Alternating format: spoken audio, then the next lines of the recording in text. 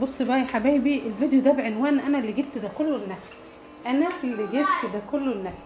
كنت قاعده في حالي وزي الفل ومفيش اي حاجه، وقاعده مع الولاد ومهيصين ومزقططين. قلت ايه لما اقوم اعمل حركه نشاط، اقوم امسك البوتاجاز كده بقى من فوق لتحته وجواه وبراه.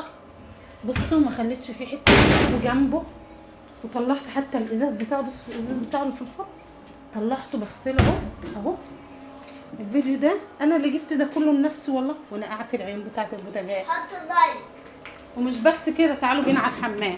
انا اللي جبت ده كله لنفسي. ايه والله انا اللي جبت ده كله لنفسي. عادل ابني كان بيرجع وتعبان، شلت الفرشه غسلتها والمرايات ونقعت اللحاف مكان ايه مرجع عليه. مش هكتفي بكده واقول كفايه ده انت عندك غضروف وعندك روماتيزم وعندك ضغط وعندك سكر وعندك غده وعندك الدنيا بحالها. بتعملي ليه؟ بتكملي ليه؟ كان كفايه عليا المطبخ والبوتاجاز، او كفايه عليا الغسيل بس. اعمل ده وده مره واحده اجيبه لنفسي؟ ازاي؟ لازم انا اللي اجيبه لنفسي. الفيديو ده بعنوان انا اللي جبت ده كله لنفسي. اوعوا تبقوا قاعدين رايقين مع اولادكم وحلوين ومهيصين ومزقططين وبتضحكوا وتقولوا هنقوم نعمل حاجه. امسكوا شبشب واضربوا نفسكم بقى على دماغكم. وبالله عليكم بقى شيروا الفيديو ده، بالله عليكم حطوا لي لايكات كتير. استاهل، انا تعبت فيه والله. استاهل يا حبايبي.